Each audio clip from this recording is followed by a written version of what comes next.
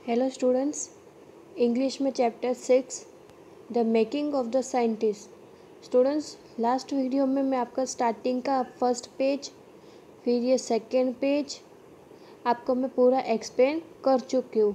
आज के वीडियो में स्टूडेंट्स ये चैप्टर का अपने थर्ड पेज लेंगे। Okay, we will start our third page.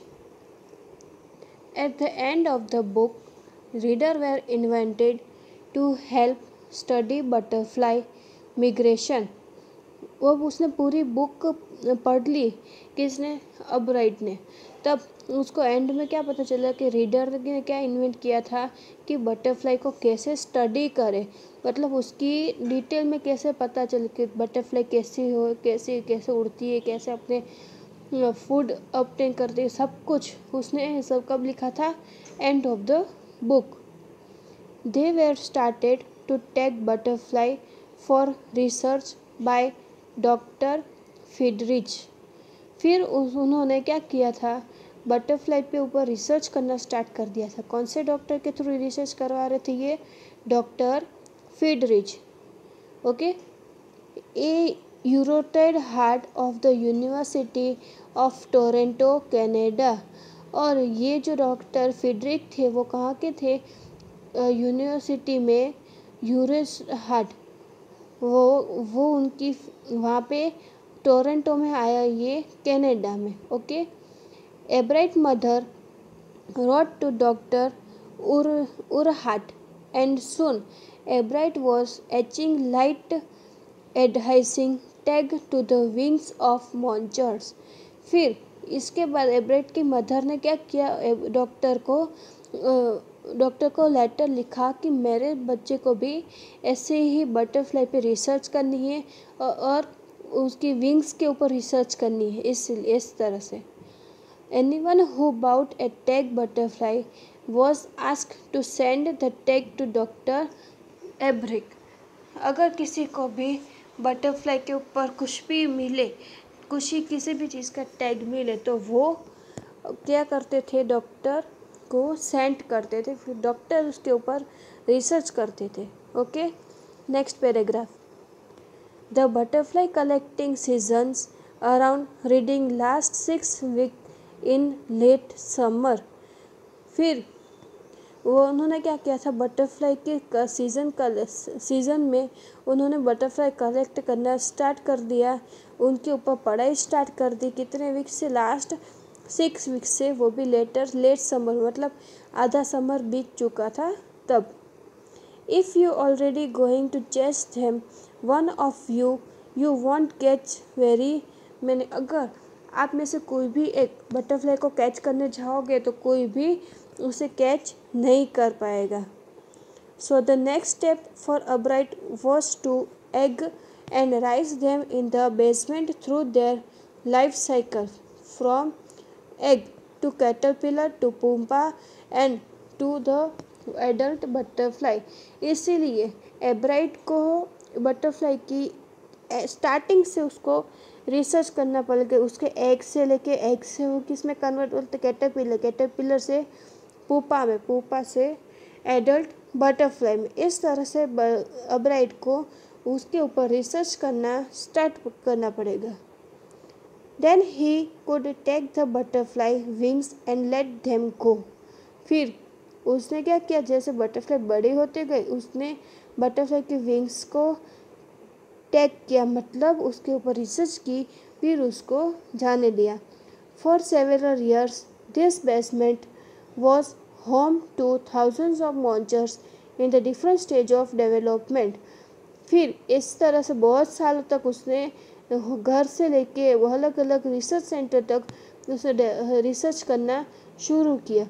अभी स्टूडेंट्स, ये जो कॉलम है उसमें the number and the kinds of butterfly collected in 6 weeks, ये सारे के सारे बटरफ्लाइज उसने 6 वीक में किस तरह कौन से काइंड के कलेक्ट किए हैं, वो पूरा कॉलम में आप एक बार रीड आउट कर सकते हो। Okay, the next paragraph. Eventually I began to lose interest in tagging butterfly. फिर उसको ये रिसर्च करते करते फिर उसको अचानक से ऐसे ही उसको इंटरेस्ट उसका थोड़ा कम होता गया। It tediously and there not much feedback. Ebright said, in all the time I did it. He laughed. Only 2 butterflies I had tagged were raptures. फिर उस एब्राइट को इसलिए ऐसा लगा कि मैं पूरे टाइम उसके ऊपर रिसर्च करता रहता, पर मैंने पूरे दिन में सिर्फ और सिर्फ 2 ही बटरफ्लाई कैप्चर कर सकता और उसको रीच कैप्चर भी करके सिर्फ और सिर्फ 2 से ज़्यादा मैं नहीं कर पाता. And they were not more than 75 miles from where I live. और मैं जहाँ, वो एवरेज ऐसा कहते हैं, मैं जहाँ रहता हूँ उससे 75 मील्स दूर है ये बटरफ्लाई कलेक्ट करने जाने की, इसलिए बहुत ही प्रॉब्लम होती है उनको. Okay students, then next page, next paragraph. Then in the 7th grade he got a hint of what real science is when he entered a count science fair and lost. फिर उसको जब 7th standard में आया तब उसको real science के बारे में पता चला था. और कब कि वो जब साइंस फेयर में वो एंटर हुआ था तब. It was really a sad feeling to sit there and got get any things well while everybody else had won something. उसको बहुत ही बैड फीलिंग हो रही थी कि कुछ भी मैं नहीं कर पा रहा. उससे बैठे बैठे जो सब देख रहे वही सब मुझे देखना पड़ता है, मैं कुछ भी रिसर्च साइंस फेयर में नहीं कर पा रहा हूँ. Ebright said this entry was light from frog tissue which he sold under the microscope. फिर उसने क्या माइक्रोस्कोप में उसने क्या देखा, frog tissue. He realise the winner had tried to do real experiment, not simply make a neat display. फिर उसने क्या रियलाइज़ किया, ये जो विनर है उसने एकदम रियल एक्सपेरिमेंट किया था. किसके ऊपर, फ्रॉग के ऊपर. और ये इतना इजी भी नहीं था उसके लिए. Okay next paragraph. Already the competitive spirit that drive research abroad was appearing. I knew that for the last year fair I would have to do the real experiment he did. फिर उसको क्या लगा कि ये science fair में जाने के बाद उसमें कुछ स्पिरिट आएगी कि नहीं मैं भी कुछ कर सकता हूँ. इसलिए उसने लास्ट फेयर से ये सीखा कि मुझे भी कुछ एक्सपेरिमेंट साइंस के ऊपर करना चाहिए. The subject I knew most about was the insect work I didn't been doing in the past several year. फिर उसको सब्जेक्ट उसने क्या लिया, इंसेक्ट के ऊपर वर्क करना है. और उसने इंसेक्ट के ऊपर थोड़े साल ऐसे ही उसने रिसर्च करता गया. Okay then next paragraph.